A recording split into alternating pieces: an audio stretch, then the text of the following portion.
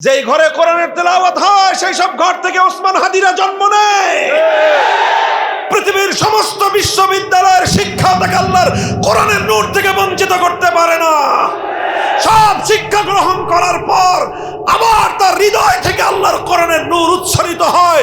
শুধু তার সে একা নূরানি আলোকিত হয় তা নয়, গোটা দেশ এবং সমাজ তার কোরআনের আলোয় উদ্ভাসিত হয়ে ওঠে। এই জন্য মুহতারাম হাজিরিন, তেলাওয়াতে কিতাবুল্লাহ এটা এক বৈপ্লবিক কর্মসূচি, এটা একটা ঐতিহাসিক কর্মসূচি। পৃথিবীতে অন্য সব শক্তির মোকাবেলা করার মতো হাতিয়ার পাশ্চাত্য আল্লাহর কোরআনের শক্তির মোকাবেলা করার মতো কিছু তাদের কাছে নাই, কিচ্ছু নাই। এই জন্য ওরা এটাকে অ্যাটাক করে, এটার উপর আগ্রাসন চালায়।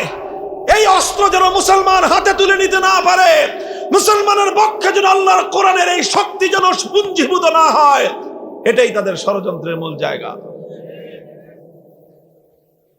মুহতারাম হাজিরিন, এই জন্য বলেছিলাম ইয়াতলু আলাইহিম আয়াতিহি, সর্বপ্রথম রাসূল আকরাম সাল্লাল্লাহু আলাইহি ওয়াসাল্লামের বুনিয়াদি কাজ ছিল কোরআনে কারীমের তেলাওয়াতের গুঞ্জরণ উম্মতের ঘরে ঘরে, উম্মতের কণ্ঠে কণ্ঠে, উম্মতের বুকে বুকে আল্লাহর কোরআনের এই তেলাওয়াতের আমানতকে রক্ষা করা, এই আমানত সঁপে দেওয়া, যেন উম্মতের প্রতিটি ফর্দ, উম্মতের প্রতিটি ব্যক্তি, উম্মতের প্রতিটি নারী পুরুষ, উম্মতের প্রতিটি শিশু আবাল বৃদ্ধ বনিতা, প্রত্যেকটা মানুষ যেন আল্লাহর কোরআনে কারীমের তেলাওয়াত শিখতে পারে এবং আল্লাহর কোরআনের তেলাওয়াতে অভ্যস্ত হয়।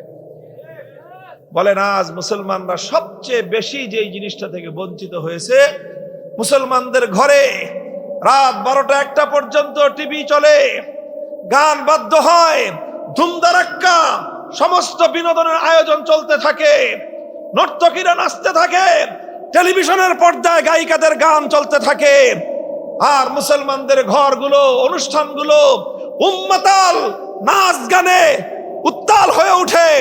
মুসলমানদের ঘরগুলো সকাল বেলায় ঘুমে বিভোর হয়ে থাকে, মরা লাশ যেরকম কবরস্থানে শুয়ে থাকে, প্রতিটি মুসলমানের ঘর সকাল বেলার দীর্ঘ একটা সময় মরা লাশের মতো পড়ে থাকে। একটা ঘর থেকে আল্লাহর কোরআনের তেলাওয়াতের আওয়াজ শোনা যায় না। কোথায় আমাদের পতনটা ঘটেছে চিহ্নিত করার চেষ্টা করেন, ইতিহাস পড়েন, হাদিসের পাতাগুলো পড়েন। রাসূল আকরাম সাল্লাল্লাহু আলাইহি ওয়াসাল্লাম প্রতিদিন বা অনেক দিনই এমন হতো, শেষ রজনীতে আল্লাহ নবী মদিনার অলিতে গলিতে ঘুরতেন, শেষ রাতে অলিতে গলিতে ঘুরতেন। কেন ঘুরতেন? এক একজনের বাসা থেকে, কার ঘর থেকে কোরআনে কারীমের কেমন তেলাওয়াতের সুর ভেসে আসে, আল্লাহ নবী নিজের কর্ণকুহর দিয়ে সেটা শোনার চেষ্টা করতেন। এমন কোন ঘর থাকতো না, এমন কোন ঘর খুঁজে পাওয়া যাবে না মুসলমানদের বিজয়ের যুগে, মুসলমানদের উত্থানের সেই সময়টায়, মুসলমানদের স্বর্ণালী সেই যুগে। আল্লাহর কসম খেয়ে বলি, মদিনার শহরে এমন একটা ঘর ছিল না যেই ঘরের শেষ রজনীতে সেই ঘরের নারী পুরুষ শিশু নির্বিশেষে প্রত্যেকটা মানুষের কণ্ঠে আল্লাহর কোরআনের তেলাওয়াতের সুমধুর ধ্বনি প্রতিধ্বনিত না হতো, এমন একটা ঘর পাওয়া যাবে না। আর আজ শেষ রাত তো শেষ রাত, শেষ রাতে মুসলমানের ঘর থেকে কোরআনের তেলাওয়াত আওয়াজ শোনা যাবে, এটা 2-4টা মোল্লা মৌলবী ছাড়া তো আর সম্ভবই না।